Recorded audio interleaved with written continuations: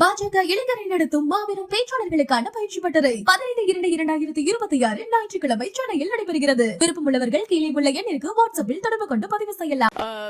Very good evening to all of you assembled here, and also very wishing you two things. Number one, wishing you all a very happy Valentine's Day.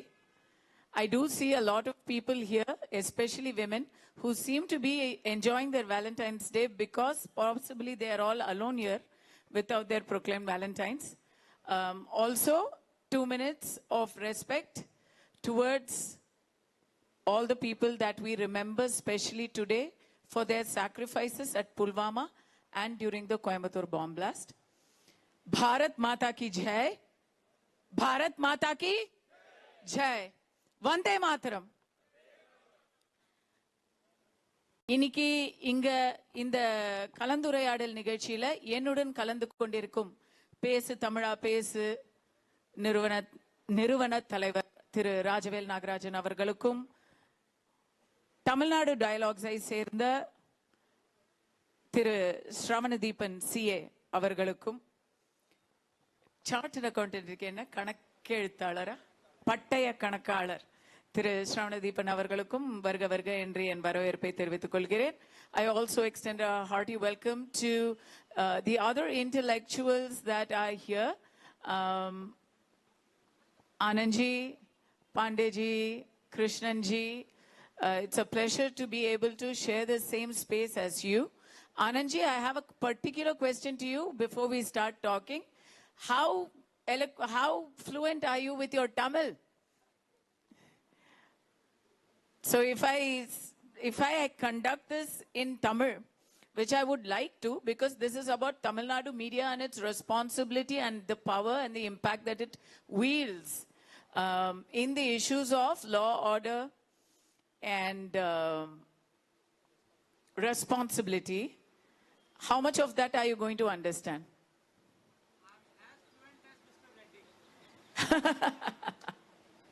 So perhaps you should engage somebody to tell you what's going on, because perhaps we may bring about something about Mr. Anand Rangarajan that he is not going to understand. No? So you'll be a scapegoat and you're never going to understand it. Okay?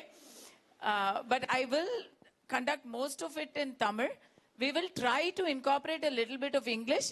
இங்க யாருக்காவது தமிழ் இல்லாம இங்கிலீஷ்ல வேணும் ஆங்கிலத்துல வேணும் அப்படின்னு யாராவது இருந்தா கை தூக்கிடுங்க முதல்லயே. ரைட், எல்லாருக்குமே தமிழ் ஓகே தானே? என்ன இவ்வளவுதானா? அப்போ மத்தவங்களுக்கெல்லாம் பேசாதேன்றீங்களா? எல்லா கையும் தூக்குங்க. Tamil. Yes, overwhelming majority by voice vote. So let's begin without further ado. இன்றைக்கு எப்பொருள் யார் யார் காண்பினும் அப்பொருள் மெய்ப்பொருள் காண்பது அறிவு என்ற கூற்றுக்கு ஏற்ப நாட்டுல விதவிதமா செய்திகள் யார் யாரோ எப்படியோ சொல்லிக்கிட்டு இருக்கிறாங்க.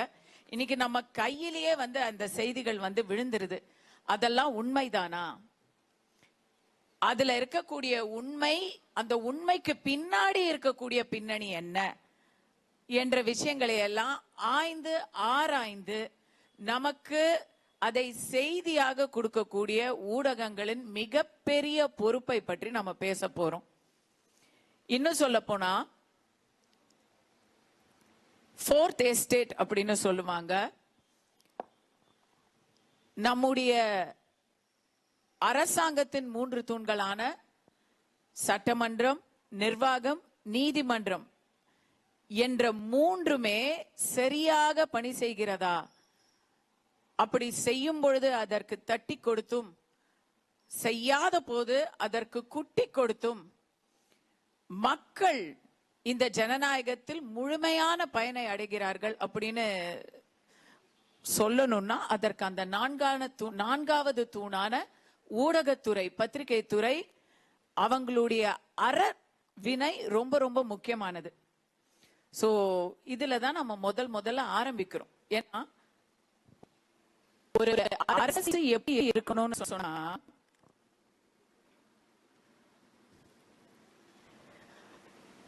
எந்த ஒரு கிளியோபாட்ராஸ் wife should be beyond all blame அப்படின்னு சொல்லுவாங்க. இங்க எப்படி இருக்குன்னா இன்றைய அரசியலை பொறுத்தவரைக்கும் எல்லா blame-மே வந்து ஒருத்தருக்கு ஒருத்தர் அவங்க அப்படி போடுறாங்க. தவறு நடக்குது, அந்த தவறு நடந்துருச்சு, அதை நம்ம சரி செய்யும், இதற்கான வழிவகை என்னன்னு பாக்குறத விட இந்த தவற நாங்க ஆரம்பிக்கல, அவங்க செஞ்சாங்க, இந்த அவங்க செஞ்சாங்க, இது செய்யுங்க, நாங்க செய்யும் போது அது தவறே இல்ல என்று மாறி மாறி பழிகளை பரிமுறை கொடுத்ததை நம்ம பார்க்கிறோம். இதுல ஊடகங்களின் பங்கும் இருக்கு. ஏன்னா இன்னைக்குங்க நம்ம எல்லாருமே தெரியுது, இன்னைக்கு வந்து ஒரு செய்தி நம்ம படிக்கணும்னு சொன்னா, and I'll say this in English as well for the benefit of one person in the audience. When we need to get under news today, it's not enough if you read one newspaper, it's not enough if you see one television channel. You have to literally do your research. Today, reading the news is akin to doing research, because you have to take at least 3 different sources and then collate them and then figure out if there is a history for each of these sources, and then finally come to your own conclusions. This is what news has come to, which is a very pathetic state in the entire country, in fact in the entire world, where it's very difficult to find a neutral source of news, and more than that, a responsible source of news. So I'd like to open the discussion by asking why that is the case. ஏன் Rajavel Nagarajan sir இப்ப எத்தனை வருஷமா பேசு தமிழா பேசு, எத்தனை neutral source of news, and more than that, a responsible source of news. பிறந்ததிலிருந்து. So I'd like to open the discussion by asking why that is the case. 10 வருடங்களா, நானும் 10 வருடங்களா ராஜவேல் நாகராஜன் சார் விமர்சகரா இருக்கிறேன். நீங்க வந்து ஒரு விஷயத்த, ஒரு செய்தியை நீங்க கொடுக்கும் பொழுது உங்களுக்கு அத நடுநிலையா கொடுக்க முடியுதா? உங்களை மட்டும் இல்லாம இன்னைக்கு வந்து பாத்தீங்கன்னா, உதாரணத்துக்கு சொல்றேனே, பீகார்ல இருந்து வந்த ஒரு மைக்ரண்ட் கம்யூனிட்டி, நீங்க கிட்ட வாங்க பரவாயில்ல, நம்மள ஒருத்தர் நெருங்கியே இருக்கலாம். ஒரு சில நாட்களுக்கு முன்னாடி, போன வாரம் மனசை உலுக்கிய ஒரு சம்பவம் என்னன்னா, பீகார்ல இருந்து ஒரு புலம்பெயர்ந்த ஒரு குடும்பம் வந்து இங்க ஒரு மிகப்பெரிய ஒரு அவலத்தை சந்தித்தார்கள். தாக்குதலையும் பாலியல் ரீதியான வன்முறையும் அவங்க சந்தித்தார்கள். அதுல ஒரு 2 உயிர் போச்சு. இப்படிப்பட்ட இடத்துல ஒவ்வொருத்தரும் செய்தியை எல்லாரும் சொன்னாங்க. ஒரு குடும்பம், ஒரு கணவன், ஒரு மனைவி, ஒரு குழந்தை அப்படிங்கிற செய்தியை எல்லாரும் சொன்னாங்க. ஆனா அந்த செய்தியில அவங்களை தாக்கியதும் அவர்களை சேர்ந்தவர்கள் அப்படிங்கறத ஒரு நடுட்டு ஒருத்தங்க எடுக்கிறாங்க. சட்டம் ஒழுங்கு வந்து சரியா இல்ல, இதனால யாரா இருந்தாலும் யார் தாக்கினாலும் அது குற்றம் தான் அப்படின்ற ஸ்டாண்டை இன்னொருத்தர் எடுக்கிறாங்க. செய்தியை சொல்வதை தாண்டி இதை ஒரு வழக்கை விசாரித்து தீர்ப்பு கூட எழுதுறாங்க. இது எங்கேந்து வருது? இதோடைய வேர். ஓகே, இதோட வேர் நான் தொடர்றதுக்கு முன்னாடி முதல்ல இந்த அமர்வில் ஒரு விஷயத்தை சொல்லிட்டு நான் இந்த டாபிக் உள்ள வரலாம்னு நினைக்கிறேன். எப்போதுமே இங்க இருக்கக்கூடிய ஊடகங்கள் ஒரு சார்பாக, ஒருதலை பட்சமாக நடந்து கொண்டேதான் இருக்கிறார்கள். தொடர்ச்சியாக இங்கு இந்துத்துவா சித்தாந்தத்தின் மீது ஒரு மிக கடுமையான தாக்குதலை அவர்கள் நிகழ்த்தி கொண்டே இருக்கிறார்கள். ஹோப் இந்த கல்லூரியினுடைய முதல்வர், இந்த கல்லூரியினுடைய நிறுவனர், அரங்காவலர் அவங்கெல்லாம் இங்க இல்லைங்கிறதுனால நான் மீண்டும் ஒரு முறை இந்த டிஸ்க்ளைமரை சொல்லிக்கிறேன். இந்த மேடையில் நான் பேசக்கூடிய கருத்துக்களுக்கு Tamil Nadu dialogues, Tamil Nadu BJP professional செல், அதோடு மட்டுமல்லாமல் ராஜவேல் நாகராஜன் ஆகிய நானும் மட்டுமே பொறுப்புங்கிறத சொல்லிட்டு நான் சொல்றேன்.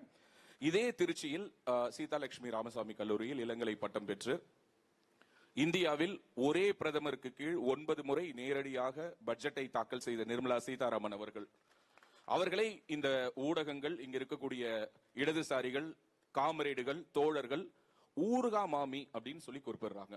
ஓகே, ஊர்கா மாமியா இருக்கிறது தப்பு இல்ல, ஊரை அடிச்சு உலையில போடுறதுதான் தப்பு. அது வந்து ஒரு பெருமைக்குரிய விஷயம் என்று நான் இந்த இடத்துல பதிவு செஞ்சுட்டு நான் இதுக்குள்ளார வரேன். ஏன்னா இங்க இருக்கக்கூடிய நரேட்டிவ்ஸ் எல்லாமே எப்போதுமே ஒருதலை பட்சமாக, இங்க நடுநிலைன்னு ஒண்ணு இல்லைங்கிறத நான் ரொம்ப உறுதியா நம்புறேன். இங்கு ஏன்னா இங்க இருக்கக்கூடிய ஊடகங்கள் தொடர்ச்சியாக மத்திய அரசினுடைய அனைத்து விதமான நலத்திட்டங்களையும், மக்களிடம் கொண்டு சேர்ப்பதில் பாரபட்சமாக செயல்படுகிறார்கள். நீங்க சொன்ன ஒரு இன்சிடென்ட் வந்து ஒரு நார்த் இந்தியன் மைக்ரண்ட் லேபர்ல அப்கோர்ஸ் அந்த அக்யூஸ்ட் கைது செய்யப்பட்டவர்கள் வட இந்தியர்களாகவே இருக்கட்டும். ஆனால் அன்று கேட்க வேண்டிய கேள்வி என்ன? கொன்றவர்கள் வட இந்தியர்களா என்பதா அல்லது ஏன் அவர்கள் கொல்லப்பட்டார்கள் என்பதா? ஒரு மைக்ரண்ட் லேபர் குடும்பத்துக்கு இங்க ஏன் பாதுகாப்பு இல்லைங்கிறத டிஸ்கஷன் பண்றதை விட்டுட்டு இங்க இருக்கக்கூடிய ஃபேக்ட் செக் யூனிட்ல இருந்து இங்க இருக்கக்கூடிய அனைத்து நிறுவனங்களும் அனைத்து செய்தி சேனல்களும் என்ன பேசிக் கொண்டிருந்தார்கள்னா அவர்களை கொன்றவர்களும் வட இந்தியர்கள் தான். அப்படின்னா வட இந்தியர்களே கொள்ளலாம் தமிழ்நாட்டில் அப்படின்னு நம்ம புரிஞ்சுக்கணுமா? என்ன கேட்க வராங்க அப்படிங்கிறது ஒரு மிகப்பெரிய கேள்வியா இருக்கு. இது இதுல மட்டும் இல்ல, தொடர்ச்சியாக இங்க இருக்கக்கூடிய ஊடகங்கள் ஒருதலை பட்சமாகவே செயல்பட்டு கொண்டிருக்கின்றன. ஒரு நிகழ்வை நான் சொல்லணும்னு நினைக்கிறேன். ஒரு செவி வழி செய்தி தான். மறைந்த முன்னாள் தமிழக முதல்வர் கருணாநிதி அவர்களும் தமிழகத்தில் ஆகச்சிறந்த ஒரு அரசியல் சாணக்கியராக இருந்த ஐயா சோ ராமசுவாமி அவர்களும் ஒரு முறை சந்தித்து பேசிக்கொண்ட ஒரு பர்சனல் கான்வர்சேஷன் சொல்லுவாங்க. என்னன்னா, கருணாநிதி ரொம்ப பெருமையா சொன்னாராம், இந்த மாதிரி மாறனுடைய மகன்கள் தொலைக்காட்சி தொடங்க போகிறார்கள் அப்படின்னு.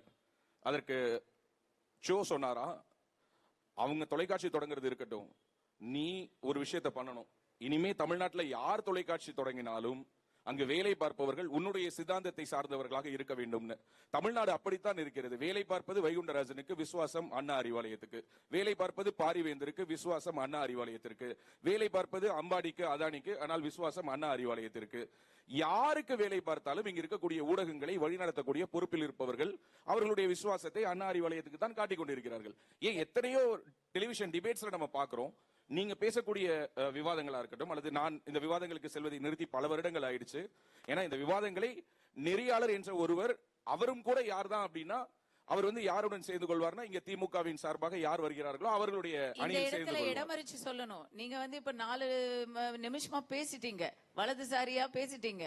இதுவே தொலைக்காட்சி விவாதமா இருந்தா அந்த 30 செகண்ட்லயே உங்களை இடமறிச்சு நாங்க வந்து விவாதத்தை திசை திருப்பி. இந்நேரம் நெறியாளர் வந்து ஒரு 100 தடவை குறுக்க நெடுக்க ஓடி இருப்பாரு. ஏன்னா அதற்கு பேர் தான் நெறியாளர் அப்படின்னு சொல்லிட்டு நம்ப வைக்கக்கூடிய ஒரு சூழல் இந்த தமிழ்நாட்டில் இருக்குது. என்னன்னா, யோசிச்சு பாருங்க, ஒரு நேஷனல் செக்யூரிட்டி சார்ந்த விஷயம். கோவையில் காரில் மனித வெடிகுண்டாக மாறி கோவையை தகர்ப்பதற்கு திட்டம் போட்டார்கள் என்ற ஒரு உண்மையை நம்முடைய தமிழக பாஜகவினுடைய முன்னாள் தலைவர் அண்ணாமலை அவர்கள் சொன்ன பொழுது இங்கு அனைவரும் அவரை என்னவாக சித்தரித்தார்கள் என்றார், ஒரு இஸ்லாமியர் என்பதனாலேயே அவர் மேல் நீங்கள் ஒரு மனித வெடிகுண்டு என்ற ஒரு பிம்பத்தை சுமத்துகிறீர்கள் என்றார்கள். இன்னைக்கு என்னையை வந்து அரெஸ்ட் பண்ணி ப்ரூவ் பண்ணிட்டு இருக்காங்க. கடைசி வரை கார் சிலிண்டர் வெடிப்பு.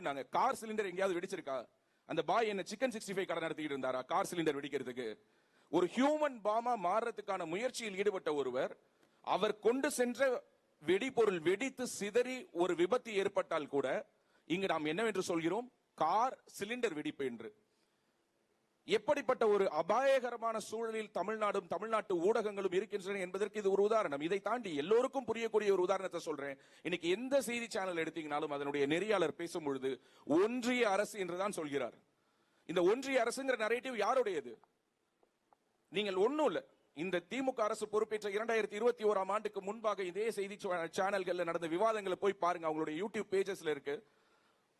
எனக்கு தெரிஞ்ச தமிழ்நாட்டிலேயே ஒரே ஒரு செய்தி ஆசிரியர் மத்திய அரசு என்று அப்போதும் சரி இப்போதும் சரி குறிப்பிடுபவர் என்றால் அது அண்ணன் ரெங்கராஜ் பாண்டே மட்டும்தான். அவரை தவிர மீதி எந்த ஒரு செய்தி ஆசிரியருக்கும் எந்த ஒரு செய்தி முதன்மை ஆசிரியருக்கும் தொலைக்காட்சியை வழிநடத்தக்கூடிய பொறுப்புல இருக்கிறவங்களும் ஒன்றிய அரசுங்கிறீங்க. அப்ப மத்தியில் இருக்கிறது ஒன்றிய அரசுனா தமிழ்நாட்டில் இருக்கிறது குன்றிய அரசான்னு கேட்கணும் தானே? கேட்கறதுல என்ன தப்பு? திமுக செட் பண்ணக்கூடிய நரேட்டிவ் பேசுறதுக்கு இங்க இருக்கக்கூடிய ஊடகங்கள் இருக்குதுன்னா அது தமிழ்நாட்டை மிகவும் ஆபத்தான போக்கை நோக்கி எடுத்துட்டு போகுது. யூ ஒன்ட் பிலீவ், பல செய்தி சேனல்கள்ல அங்க நிர்மலா சீதாராமன் அம்மா வந்து பட்ஜெட் வாசிக்கிறதுக்கு முதல் நாளே ரெக்கார்டிங்கே முடிச்சுட்டாங்க. நகைச்சுவைக்கெல்லாம் சொல்ல பேசி முடிச்சுட்டான். இது பணக்காரர்களுக்கான பட்ஜெட், இது இந்தியாவுக்கு எதிரான பட்ஜெட், இது ஏழைகளை வஞ்சிக்கும் பட்ஜெட், இது தமிழ்நாட்டை வஞ்சிக்கும் பட்ஜெட். இது எல்லாத்தையும் முன்னாடியே ரெக்கார்ட் பண்ணி வச்சாங்க. ஏன்னா அவன் இதுதான் சொல்ல போறான்னு தெரியும். சன் நியூஸ்ல வேற ஏதாவது மாத்தி புதுசாக சொல்ல போறாங்க? தமிழ்நாட்டுக்கு நல்ல விஷயங்கள் வந்திருக்கு, நல்ல திட்டங்கள் கொடுத்திருக்காங்க, வளர்ச்சி முன்னேற்றம், இதற்கான ஒரு பட்ஜெட் என்று சொல்லவா போறாங்க? சோ இப்படியான ஊடகங்கள் ஒருதலை பட்சமாக செயல்பட்டு ஒரு கருத்தியலை தொடர்ந்து நசுக்குவதை இங்க இருக்கக்கூடிய மக்கள் இன்று உற்று நோக்குகிறார்கள். எனக்கு இதுல ஒரு வகையில சந்தோஷம் தான். எங்க எதிர்ப்பு இருக்குதோ அங்கதான் தண்ணி இன்னும் வேகமா பாயும். சோ அப்போ இப்படியான தடைகளை நாம் வரவேற்கிறோம். இன்னும் இவர்கள் நிறைய தடுத்தால் தான் இப்படிப்பட்ட குரல்கள் ஒலிக்கும், இப்படிப்பட்ட மேடைகள் கிடைக்கும் நான் நம்புறேன். சோ அதனால உறுதியா சொல்றேன், இங்க இருக்கக்கூடிய ஊடகங்கள் மிக ஒருதலை பட்சமாக செயல்படுகின்றன. இதை வந்து நான் ஸ்ரவன் கிட்ட கேட்க விரும்புறேன். பட் அதுக்கு முன்னாடி இத உங்ககிட்ட கொஞ்சம் மறுபடி நான் வருவேன். பட் இத ஸ்ரவன் கிட்ட நான் கேட்க போறேன். நீங்க சொல்றது வந்து எல்லாரும் ஒரு தலைபட்சமாக இருக்கிறார்கள் அப்படின்னு நீங்க சொல்றீங்க. So there is a huge ecosystem that works as the paid servant, the paid media of the ruling regime, right? அப்படி ஏன் இருக்கு? I understand that there is power and wealth and several compulsions that the media may face, which is why they are constrained and compelled to work in a certain manner. Yeah? And the compulsions enna? And why are we not able to counter it? Why is the right wing or why? See, BJP ஒரு ruling கட்சி தானே, அதுவும் ஒரு ஆளுங்கட்சி தானே. திமுகவுக்கு ஒருதலைபட்சமா இருக்கு அப்படின்னு நீங்க சொல்றீங்க. பிஜேபிக்கு எதிராக இருக்கு, ஒன்றிய அரசுன்னு சொல்லுது, மத்திய அரசுக்கு எதிராக இருக்குன்னு ராஜவேலா அவர்கள் சொல்றாங்க. அப்ப ஏன், where is the counter and why is it not loud enough? Hello, okay. இப்போ வந்து இதுக்கு பதில் சொல்றதுக்கு முன்னாடி ஒரு குட்டி சர்வே எடுக்கிறேன். இப்போ சர்வே சீசன், பேப்பர்ல பார்த்தாலும் சர்வே, டிவியில பார்த்தாலும் சர்வே, யூடியூப்லயும் சர்வே வருது. எவ்வளவு பேர் அண்டர் 35 இருக்கீங்க? 35 வயசுக்கு கீழே இருக்கீங்க இல்லையா? இப்போ எவ்வளவு பேர் உங்களோட முந்தைய ஜெனரேஷன் உங்களோட அதிகமா பேப்பர் படிச்சாங்க, நீங்க கம்மியா படிச்சீங்கன்னு சொல்லுவீங்க? எவ்வளவு பேர் உங்க முந்தின ஜெனரேஷன் உங்களோட நிறைய பேப்பர் படிச்சாங்க, நீங்க கொஞ்சம் கம்மியா படிக்கிறீங்கன்னு எவ்வளவு பேர் சொல்லுவீங்க? சரி, அடுத்து இப்ப எவ்வளவு பேர் உங்களுக்கு டிவி டிபேட்ஸ் ரொம்ப ஆர்வமா பார்த்து அதனால இன்ஃப்ளூயன்ஸ் ஆவீங்க? பார்க்கறது ஓகே, பார்த்துட்டு அந்த எதிர்கருத்தும் கேட்பீங்க. எவ்வளவு பேர்? ஹேண்ட்ஃபுல், என் கையில எண்ணிடலாம் அவ்வளவு பேரை. ஸோ இப்போ இது என்ன ஆயிடுச்சுன்னா, முதல்லலாம் எங்க தாத்தா காலத்துலலாம் வந்து இந்த ஹிந்துல லெட்டர்ஸ் டு எடிட்டர் காலம் வரும் இல்லையா? அந்த காலம்ல ஒரு விஷயம் சொன்னா கார்பரேஷன்ல இருந்து ஸ்டேட் கவர்மெண்ட் வரைக்கும் மரியாதையா எடுத்துட்டு பண்ணுவாங்க. இப்போ இங்க இவர் சார் சொல்ற மாதிரி எல்லாரும் ஒரே மாதிரி பேசுறாங்க. நீங்க எடுத்த ஓமையே தப்பு. இப்ப ஹிந்துல லெட்டர் டு தி எடிட்டர் எழுதுனா அத வந்து நாங்க வீட்டுக்குள்ள ஒரு ரூம்குள்ள பயன்படுத்துறோம், அப்படி ஆயிடுச்சு. ஹிந்து வாங்குறதே கஷ்டமாயி போச்சு. பட் பாயிண்ட் என்னன்னா, அந்த மாதிரி பவர் இருந்த ஒரு மீடியா இன்னைக்கு ஹிந்து லெட்டர் டு தி எடிட்டர்ல தனியா ட்விட்டர்ல வந்து அவங்க குடும்பத்தை சேர்ந்தவங்களை மால் பாரதி சத்தியமானமே எழுதிக்கிட்டு இருக்காங்க. சோ அவர் போட்டோ எடுத்துக்கிட்டு இருக்காருங்க. அவர் பாவம் செல்ஃபி எடுக்கிறதுக்கும் சார் அவர் போட்டோ எடுத்துக்கிட்டு இருக்காரு பார்க்ல வாக்கிங் போகும்போது. இவ்வளவு பேர் அண்டர் 35 பேப்பர் படிக்க மாட்டேன்றாங்க. நான் பாக்குற சார்ட் அக்கவுண்டன்டா சொல்றேன், நிறைய TV businesses, media businesses, news paper businesses, government circulation, government ஆட்ஸால தான் ஓடுதே தவிர சர்க்குலேஷன் நம்பர்ஸ் பயங்கர டிராஸ்டிக்கா குறைஞ்சிருக்கு. இங்க இருக்கிற ஸ்டூடெண்ட்ஸ் சொல்றேன், நீங்க இந்த ஜேர்னலிசம் சைடு போறீங்கன்னா உங்க கரியரை பார்த்துக்கோங்க, நான் ஒரு ஜென்டில் அட்வைஸ் சொல்வேன். பட் பாயிண்ட் இஸ், கிரெடிபிலிட்டி தானா குறைஞ்சிட்டு வருது ஒரு சைடு பாக்குறோம்.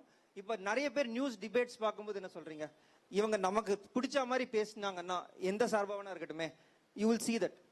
இல்ல இவங்க 5000 கொடுக்கறது நல்லதுன்னு ஒருத்தங்க சொல்றாங்க, உங்களுக்கு அது பிடிக்கலன்னா இவன் சும்மா வேலை போயிட்டான்னு சொல்லிட்டு விட்டுருவோம். கிரெடிபிலிட்டியே காலி ஆயிடுச்சு, நியூஸ் இண்டஸ்ட்ரியே காலி ஆயிடுச்சு.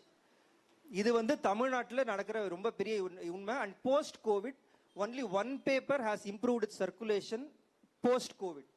All others have failed. 20 சொல்ல முடியாது, வேணா உங்களுக்கு தெரியும், நிறைய பேர் அதான் படிப்பீங்க. பட் ஆனா ஒரு மலர்ந்திருக்கிற பேப்பர் மட்டும்தான் சர்க்குலேஷன் இன்க்ரீஸ் ஆயிருக்கு. இல்ல நம்ம சொல்லலாம், அதுல ஒண்ணும் இது இல்லை. ஏன்னா இப்போ ரஜினி அவர்கள் சொன்னதே இந்த இடத்துல நம்ம கோட் பண்ணலாம்.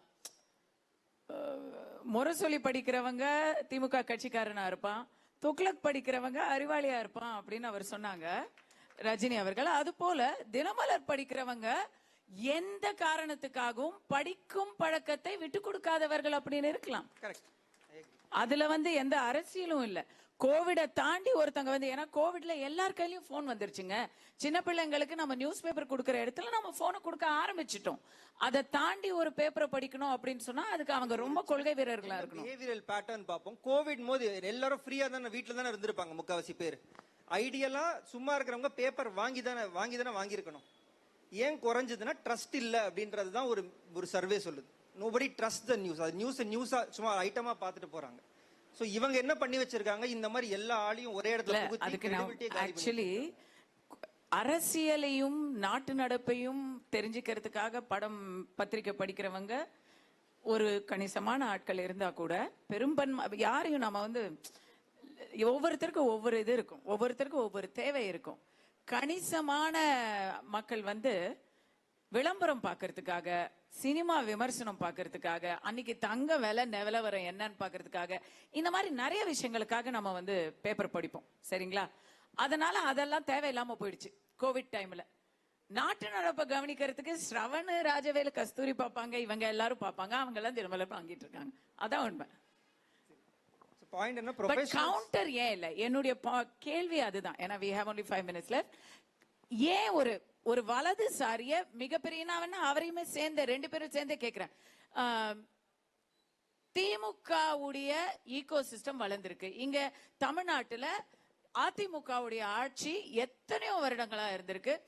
எம்ஜிஆர் அவர்கள், அதுக்கப்புறம் இவங்க தொடர்ச்சியாக 11 வருடம் இருந்த ஆட்சியும் நம்ம பார்த்திருக்கோம். So longest serving regime has been ADMK. இருந்தாலும் இன்னைக்கு திமுக நீக்கமற எல்லா இடத்துலயும் நிறைஞ்சிருக்கு. அவங்களுக்கு தேவையான நியூஸ் மட்டும் அவங்களுடைய ஊடகங்கள், அவங்க சார்பு ஊடகங்கள்ல வருதுன்னா ஏன் கவுண்டர் இல்ல? இல்ல, இது கவுண்டர் இல்லைன்னு சொல்ல முடியாது. இது என்னன்னா, பொதுவா அனைத்து அண்ணா திராவிட முன்னேற்ற கழகம் ஆட்சி நடக்கும் பொழுது அம்மையார் ஜெயலலிதா அவர்கள் இருந்தது வரை தமிழ்நாட்டில் எத்தனையோ குரல்கள் ஒலிக்காமல் தான் இருந்தது.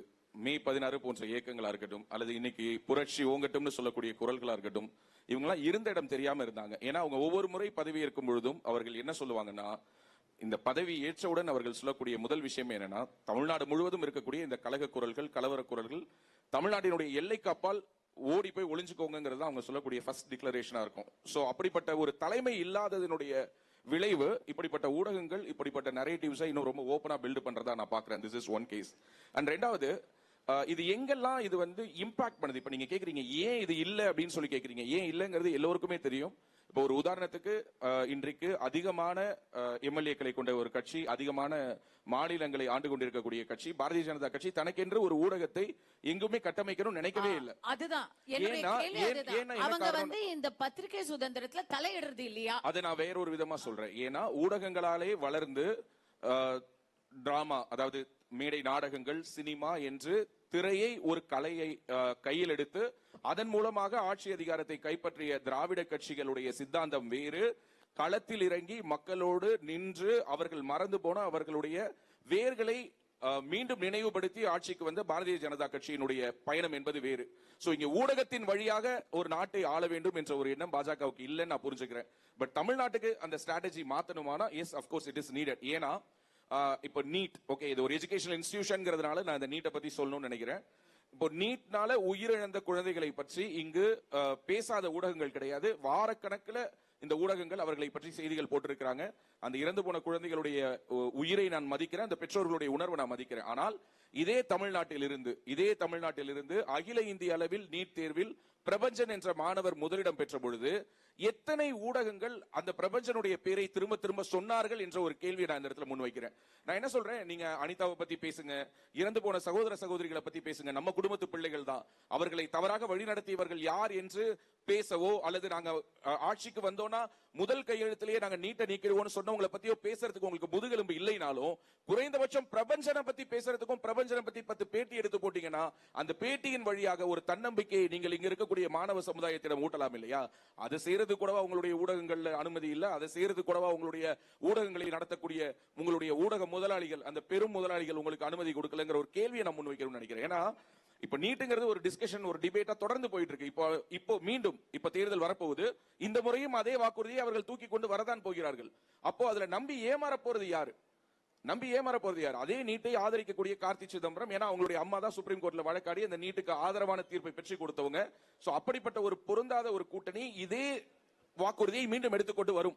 நம்முடைய மாணவர்கள் இதை நம்பி ஆதங்கங்களை நீங்க வந்து வரிசையா வச்சுக்கிட்டே இருக்கிறீங்க. But the question I have is, இப்போ திருவள்ளுவர் சொல்லியிருக்காரு, ஓர்ந்த கண்ணோடாது இறை புரிந்து யார் மாட்டும் தேர்ந்து செய்வதே முறை. எந்த ஒரு பாரபட்சமும் இல்லாம எது உண்மையோ அதை ஒரு பக்கம் மட்டும் பார்க்காம எந்த உண்மையோ அதை அறிந்து அதற்கேற்ப அரசாள்வதுதான் முறை அப்படின்னு திருவள்ளுவர் சொல்லியிருக்காரு. அதற்கான வாய்ப்பே இங்க கிடைக்காததுக்கு காரணம், அதுக்கு வாய்ப்பே இல்லை இங்க அப்படிங்கறத நீங்க முன்னெடுத்து வைக்கிறீங்க. நான் அதை தான் உங்ககிட்ட கேட்டேன். ஐ திங்க் நானே அதுக்கான என்னுடைய தாட்ஸையும் சொல்றேன். இங்க அதற்கான வாய்ப்பு நிறைய இருந்தாலும் அந்த வாய்ப்புகள் வெளியே வரணும்னா அதுக்கு முதல்ல என்கரேஜ்மெண்ட் வேணும். தமிழ்நாட்டை பொறுத்த வரைக்கும் இது நான் இத உங்களோட சேர்ந்து இந்த பேனல்ல உங்க எல்லாரையுமே சேர்த்து நான் இதை கேட்கிறேன். தமிழ்நாட்டை பொறுத்த வரைக்கும் நம்ம இந்தியா முழுக்க இருக்கக்கூடிய ஊடகங்களை பத்தி பேசல, தமிழ்நாட்டை எடுத்துக்கோம். தமிழ்நாட்டை பொறுத்த மட்டில் ஒரு சாணக்கியா, ஒரு பேசு தமிழா பேசு, இன்னும் அங்கொன்றும் இங்கொன்றுமாக பப்ளிகேஷன்ஸ் சொன்னா மறுபடியும் மலரு மணி அப்படின்னு ஏதோ ஒரு கை விரலில் எண்ணக்கூடிய அளவில் தான் ஓப்பனாகவே வலதுசாரியாக ஆளும் மத்திய அரசை அவர்களுடைய திட்டங்களை மக்களுக்கு அந்த உண்மையை எடுத்து சொல்லும் ஊடகங்களாக செயல்பட்டு கொண்டிருக்கின்றன.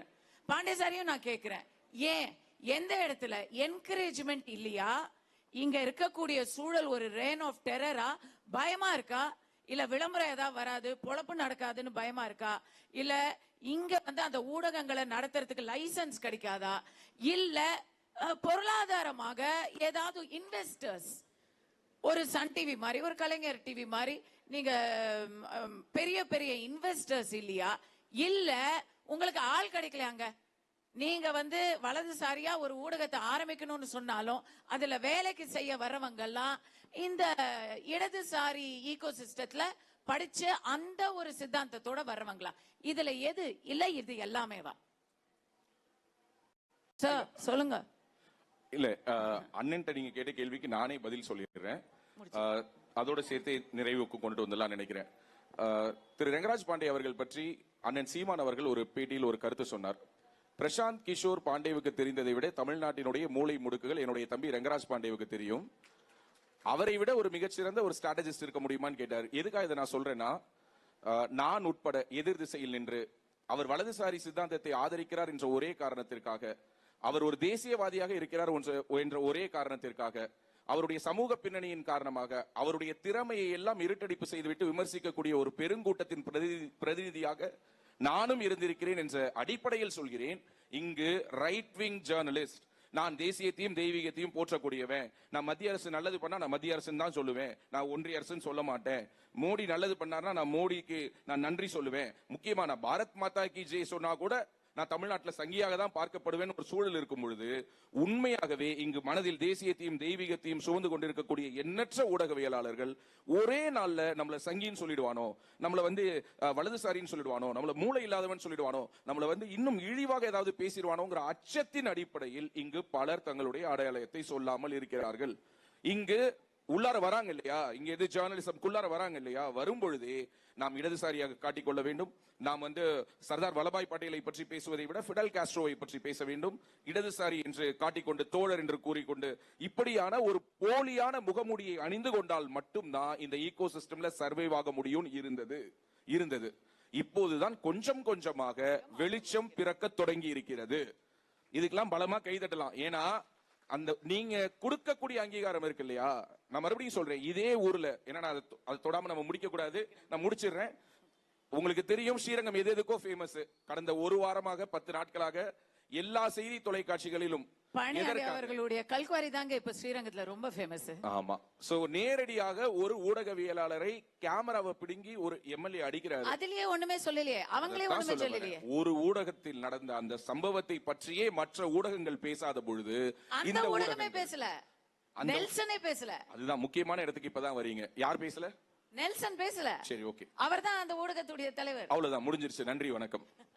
சோ ஓகே, ரொம்ப நன்றி. மாற்றம் வருகிறது, வெளிச்சம் தெரிய தொடங்கி இருக்கிறது அப்படின்னு சொல்லி இருக்கிறாரு.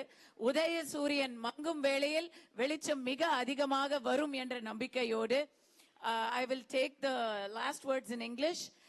As far as this short session has established, this is responsible. We are now clear that responsible media has the biggest responsibility of responsible media is to survive first. And in a hostile environment like Tamil Nadu, where the ecosystem does not encourage neutral media, we have to take sides. So when we take sides, which side is going to have our backs? I think that's the question that everybody has to answer. So once you come out into the open and identify yourself, then we can go back to try and be a responsible report, perhaps, but first we have to take sides. That's a very unfortunate situation that you have to pick a side, that where if you're not with us, then you're against us. That narrative has to first change for people of Tamil Nadu to actually get the news they deserve. And I believe that a regime change will help that change happen into a world that is free. My father, let my country awake. Thank you.